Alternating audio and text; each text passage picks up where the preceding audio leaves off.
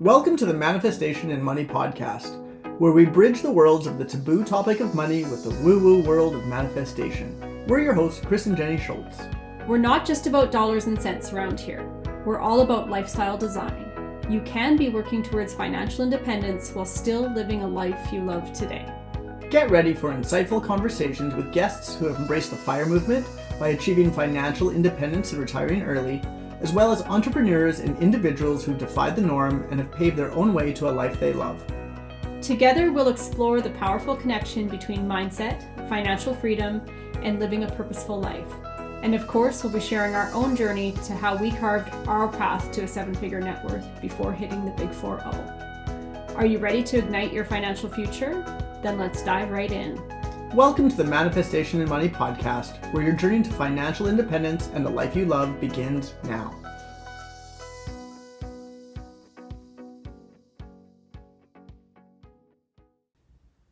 Hey, it's Jenni here, and my guest on the show today is Magan Outlaw. If you've heard the saying, we turn our messes into our message, I think it lands true for Magan. After a long journey where money was calling the shots, Magan went all in on budgeting and turned her money story completely around. Now Magan is the owner of the Real Raw Outlaw, where she teaches others to master their money. Welcome to the show, Magan. Hi, thanks for having me. I am so excited to have you on today. So can you please share a little bit about who you are and what your journey has looked like so far? Absolutely. So I'm Magan Outlaw. I'm the face behind the Real Raw Outlaw.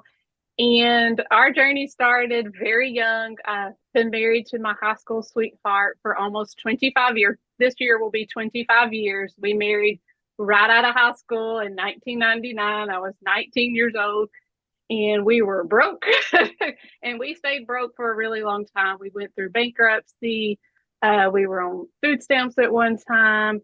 And just in the last few years, did we finally come across budgeting. And that's why I'm so passionate about it, because it got us out of that. And we're finally financially stable for the first time ever in our adult life. I also attribute some of that to my ADHD, which I consider a superpower of mine. Yes, I would love you to explain on that a little bit more. So usually, or typically, people with ADHD, and I'm definitely one included, usually suck with money. You're very impulsive and you buy things you shouldn't and then have immediate regret, or you forget to pay bills. That was my big thing, is I would forget to pay bills. But the flip side of it is we like to hyper focus on things. So when I came across budgeting and I fell in love with it, I really dove deep and I gamified it. So it made it fun. And so it became a challenge. Oh, I can beat those numbers. And so I think that's what helped propel us to be better with money, with the budgeting. Yeah, I like that. I feel like anytime you can gamify something where you're personally like getting a little bit of pleasure out of the challenge, it's win-win all around. Right. Yeah. So your company name is the Real Raw Outlaw. So what does that stand for? Yes. It's a mouthful. So in 2022, I started a blog. It was just a lifestyle blog. And I had this great idea to call it the Real Raw Outlaw. And I came up with that because on that blog, I talked about money, budgeting, meal planning, talked a lot about health. I've lost 60 pounds and kept it off for a couple of years. And so I talk about that and just odds and end things. And so I came up with it because I show my real life. I'm authentic. I don't show the highlight reels, and then the raw is because it is personal, and I do share the good, bad, the ugly. And I think to me that's important because of social media. You usually only see the highlight reels for people. And then, of course, Outlaw is my last name. And we do sometimes go against the norm, but in a good way. All right. So it was very straightforward when you break it down. It sounds like very cool. It makes more sense, but when you just see it, you're like, what does that have to do with money? So no, that makes sense. That makes perfect sense. And so you share the good, the bad, the ugly, and which is nice because a lot of people are scared to talk about money or their money problems. And why do you think that is? Yeah, I mean, I was definitely one of those people. When you're broke, you feel like you're alone and that you're the only one who sucks with money. And so, and now, especially with social media, you think everybody has it together. So they feel isolated. I think they're embarrassed and they're just totally afraid of judgment. And so that's why I share all the things I do, because I wasn't ever taught to talk about money because it's taboo to talk about money usually. But I want to get people comfortable with it, that everybody has a struggle at some point in their life. I mean, there's people making hundreds of thousands of dollars still living paycheck to paycheck. Yeah. Yep, absolutely. And I love how you say the taboo of money. We're changing the name of the podcast to Manifestation and Money.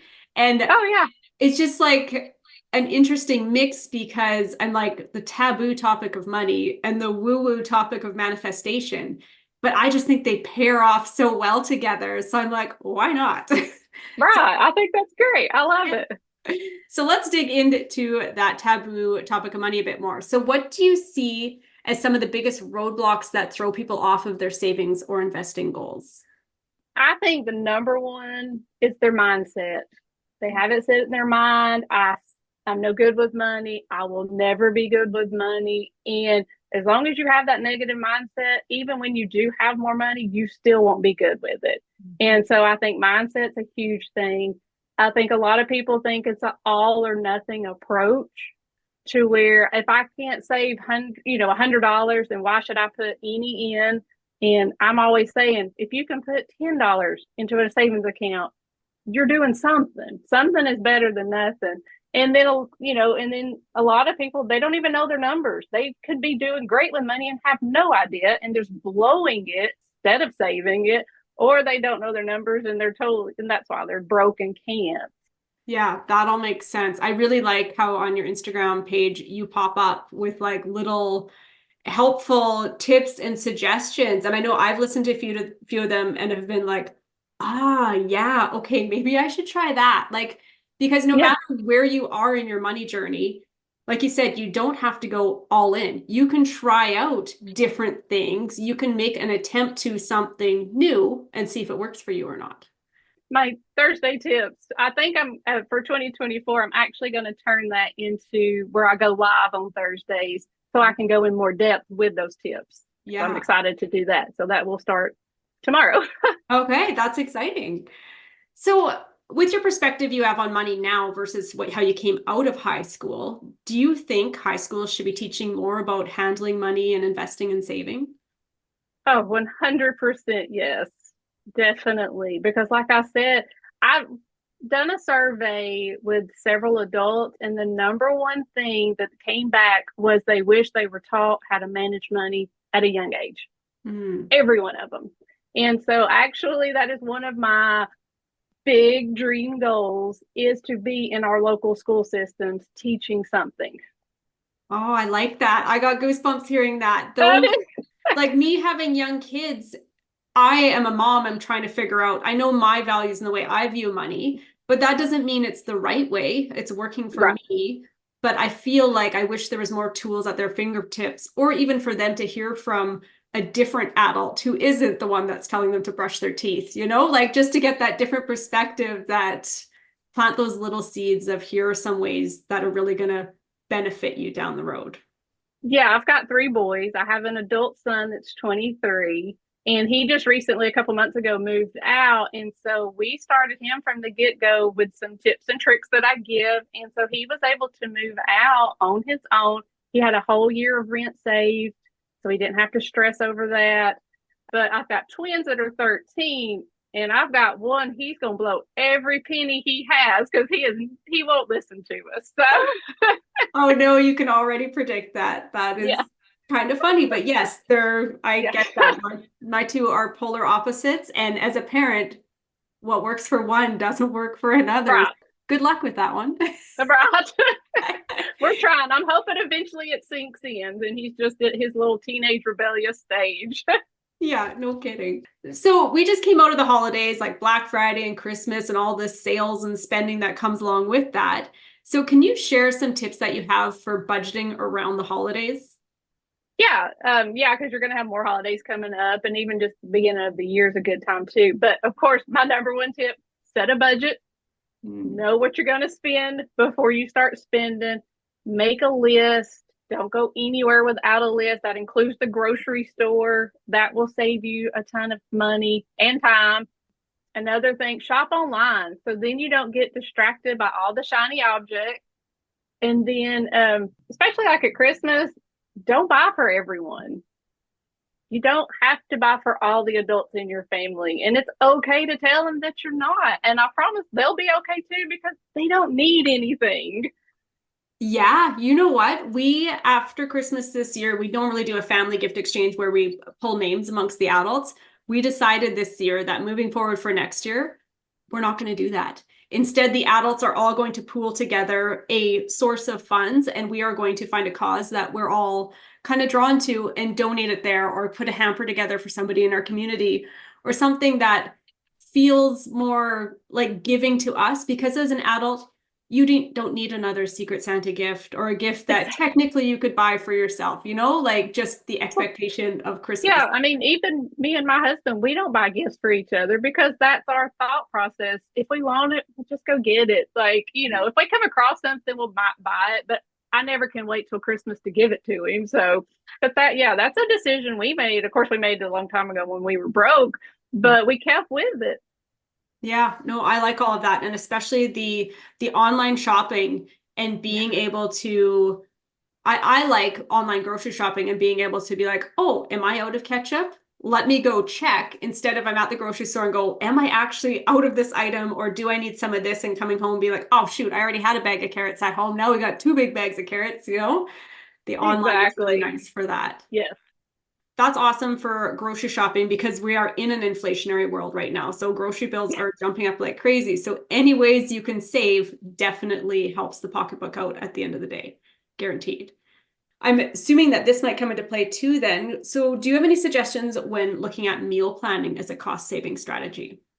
Yeah, so I'm an intermittent faster, so I only eat in a certain window, and I usually eat lunch and dinner. So that saves me some money because I don't have to buy breakfast. So meal planning, my one go-to thing, but I'm to the point now where I will meal plan for the entire month and buy almost all of my groceries at one time, except for the fresh stuff. Now, I don't suggest you start off doing that because it's a lot, but I mean, I started budgeting, I was meal planning because I would only have $100 to spend on groceries, and I had to figure out how to do that. And so I can get real creative and come up with some cheap meals. But I've also built a spreadsheet with all of my meals, so I can go and look and pull from them. And so that's how I'm able to do it for the month.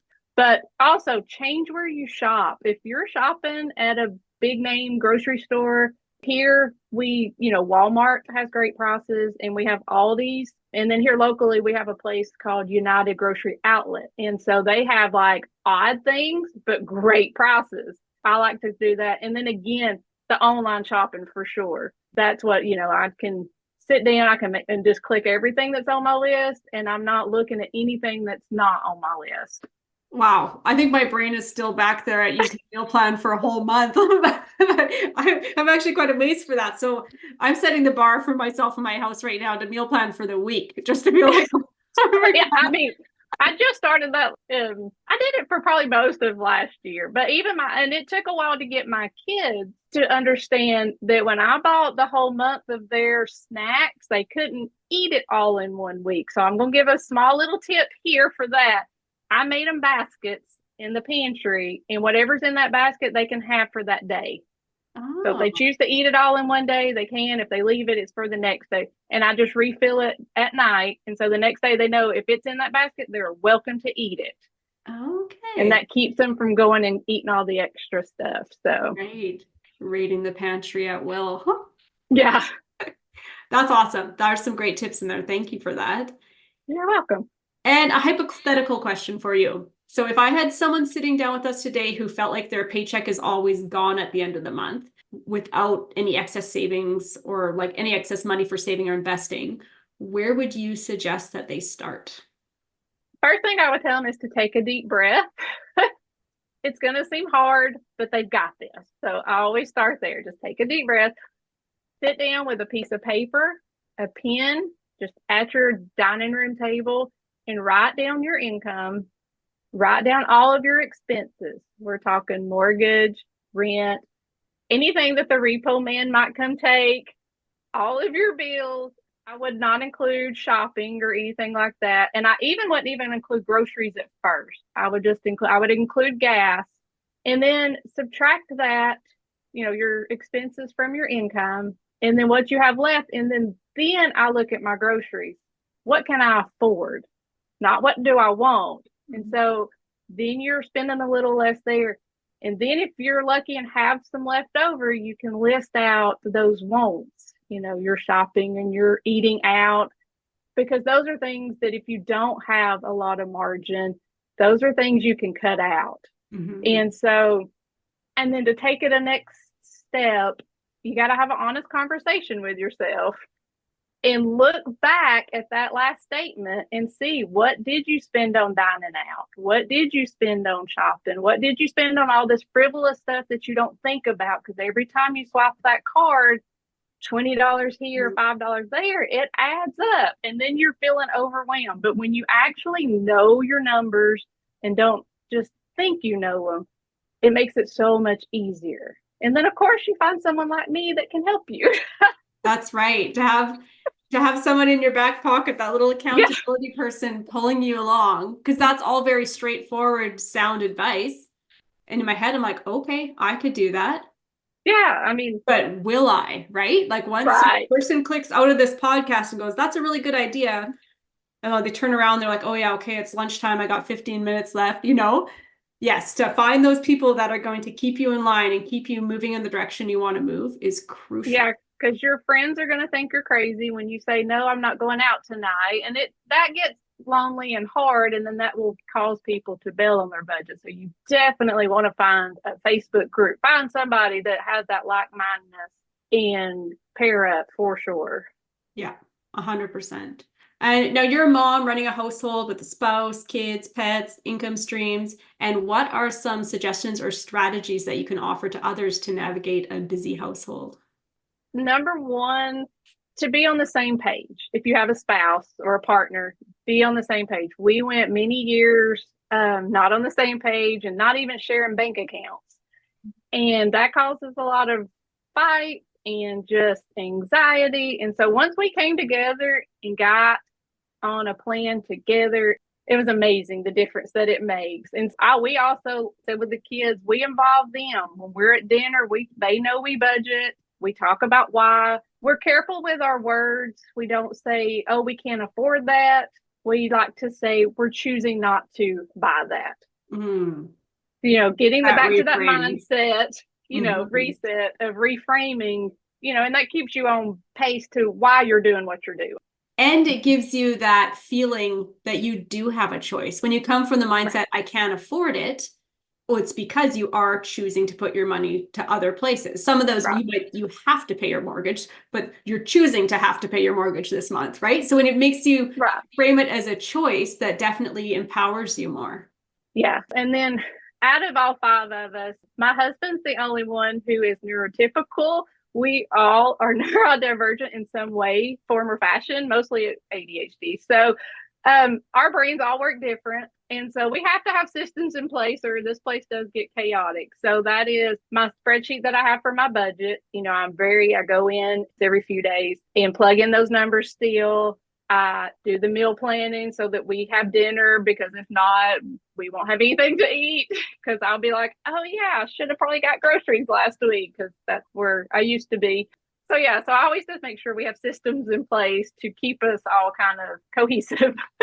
That's awesome. That's all sound advice, Megan. I really love you taking the time here to chat with us today. So where can our listeners connect with you and get more of the Real Raw Outlaw?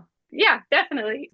You can get me at www.therealrawoutlaw.com.